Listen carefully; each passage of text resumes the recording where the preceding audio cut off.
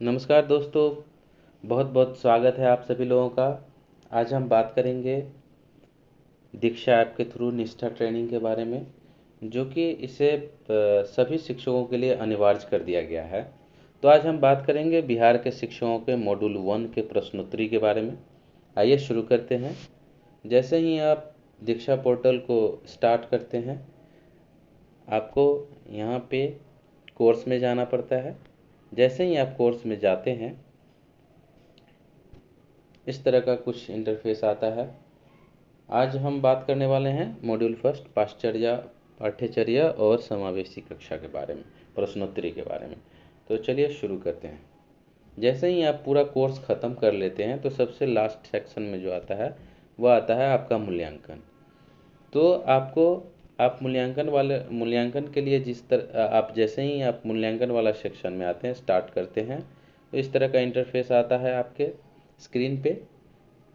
शुरू हो जाता है प्रश्नोत्तरी। तो आपको करना क्या है, आपको 20 प्रश्न पूछे जाते हैं।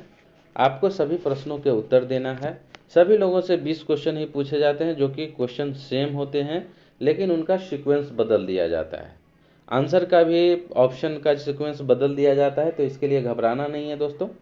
तो 20 प्रश्न का सीक्वेंस अलग अलग बदल कर सभी लोगों से एक ही प्रकार के प्रश्न 20 प्रश्न पूछे जाते हैं। चलिए शुरू करते हैं। पहला क्वेश्चन, भारत में शिक्षा पर पहली और दूसरी राष्ट्रीय शिक्षा नीति को किन वर्षों में तैयार किया गया था? सभी लोगों को पता है कि 1968 और पहला 1968 और दूसरा 1986। जैसे ही आप पहला क्वेश्चन का आंसर देते हैं, तो आपको इसके बाद नेक्स्ट करना पड़ता है, जो कि आपके स्क्रीन पर है। नेक्स्ट करते हैं। दूसरा क्वेश्चन आता है हमारे स्क्रीन पे, क्या सीखने के सार्वभौमिक डिजाइन यूडीसी के लिए निम्न की आवश्यकता नहीं है? तो इसका सही आंसर जो होगा, सभी बच्चों की भागीदारी सुनिश्चित करने वाली गतिविधियों की योजना बनाएं, कक्षाओं में शिक्षण और सीखने के लचीले दृष्टिकोण का प्रयोग करें, विशेष रूप से विशिष्ट सीखने की आवश्यकता वाले बच्चों के लिए सीखने को अनुकूलित या डिजाइन करें। तो आपका सही उत्तर जो है वो विशेष रूप से तीसरे नंबर पर है। तो इस सही आंसर यही होगा। नेक्स्ट करते हैं। विकलांग व्यक्ति अधिकार अधिनियम RPWD 2016 जो है, तो वो जो है अधिनियम समावेशी शिक्षा, जिसमें विकलांगता और बिना विकलांगता वाले छात्र शामिल हैं, को शिक्षा की ऐसी प्रणाली के रूप में परिभाषित करता है जहां सभी एक साथ सीखे और शिक्षण और सीखने की प्रणाली उपयुक्त रूप से अनुकूलित है। तो यही पहला जो ऑप्शन है वो सही है। नेक्स्ट करते हैं। गैर वैकल्पिक संचार प्रणाली मदद करती है इन बच्चों के साथ संवाद स्थापित करने में बच्चे विकलांग या बिना विकलांग बच्चे। ये जो है चौथा ऑप्शन वो सही है। नेक्स्ट करते हैं। समावेशी शिक्षा शिक्षण और अधिगम की एक ऐसी प्रणाली है कि अधिगम जिसे निम्न जरूरतों को पूरा करने के लिए उपयुक्त रूप से अनुकूलित किया जाता है। गंभीर विकलांगता वाले बच्चे विकलांग और गैर विकलांगता बच्चे गैर विकलांगता वाले बच्चे और विकलांग बच्चे।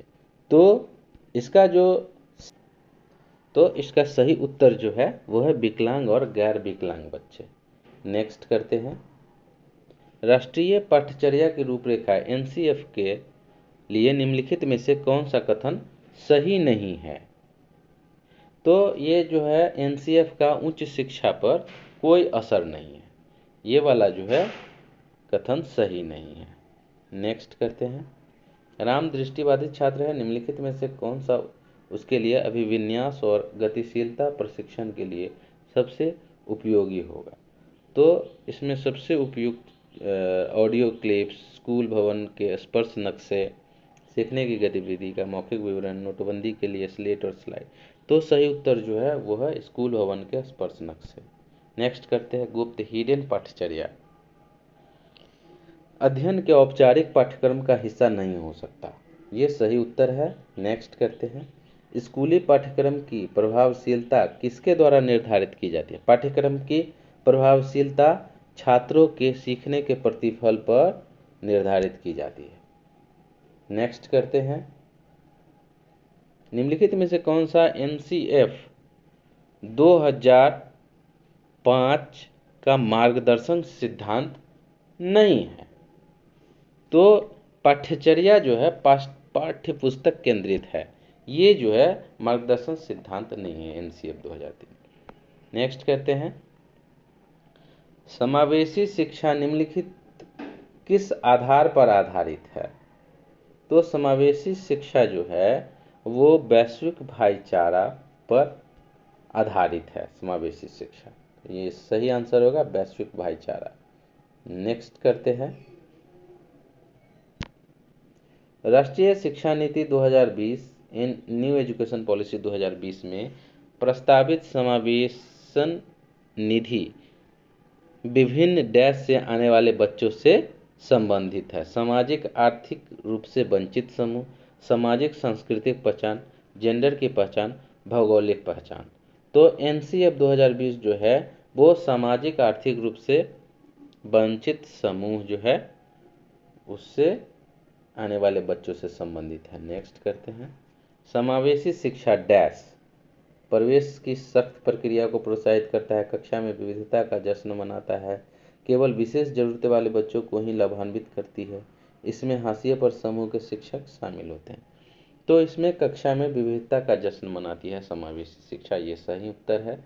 नेक्स्ट करते हैं, निम्नलिखित में से कौन पाठ्यक्रम का एक घटक नहीं है? तो इसमें जो है डिजाइन जो है वो पाठ्यक्रम का एक घटक नहीं। नेक्स्ट करते हैं, बच्चों के निःशुल्क और अनिवार्य शिक्षा अधिनियम RTE अधिनियम कब अधिनियमित किया गया और कौन से वर्ष में लागू किया गया? तो ये जो है वर्ष 2009 में अधिनियमित किया गया और अप्रैल 2010 से लागू किया गया, ये सही आंसर है। नेक्स्ट करते हैं, पाठ्यचर्या निर्माण की प्रक्रिया में पाठ्यक्रम को किसके बीच रखा जाता है? ये NCF और पाठ्यपुस्तकों के बीच रखा जाता है। सही आंसर है NCF और पाठ्यपुस्तकें। नेक्स्ट करते हैं, सीखने के प्रतिफल स्पष्ट करते हैं कि शिक्षार्थियों को प्रदर्शन का मूल्यांकन करने के लिए शिक्षक की योग्यता, एक निर्धारित पाठ्यक्रम के विकास, ज्ञान कौशल, व्यक्तिगत सामाजिक गुण और दृष्टिकोण का विकास।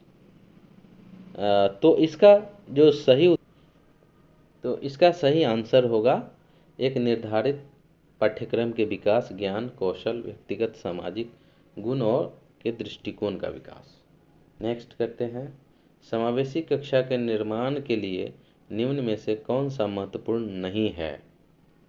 विद्यालय का स्थान जो है वो समावेशी कक्षा के निर्माण के लिए महत्वपूर्ण नहीं है। नेक्स्ट करते हैं, अच्छी पाठ्य पुस्तकों की विशेषताएं हैं, वे राष्ट्रीय पाठ्यचर्या की रूपरेखा के परिप्रेक्ष्य के शिक्षार्थी हितैषी और चिंतनशील है। पहला जो है वो सही है। नेक्स्ट करते हैं, UDL universal design of learning जो है किस प्रकार के छात्रों के साथ सबसे अच्छा काम करता है? तो ये जो है छात्रों की क्षमताओं और सीखने की शैलियों की परवाह किए बिना सभी प्रकार के छात्र जो है यूनिवर्सल डिजाइन ऑफ लर्निंग में अच्छा काम करते हैं और अच्छा से ये उनका विकास कर पाते हैं। तो सही उत्तर है ये। अब जैसे ही आप 20 क्वेश्चन कर लेते हैं तो आपको लास्ट में सबमिट का ऑप्शन दिया जाता है। मैं पहले से ही सबमिट कर चुका हूँ तो मैं अब सबमिट नहीं करूँगा। यही प्रक्रिया जैसे ही आप सबमिट करते हैं तो आपका मूल्यांकन हो जाता है और सर्टिफिकेट के लिए नोटिफिकेशन आता है। आप सभी लोगों का बहुत बहुत धन्यवाद।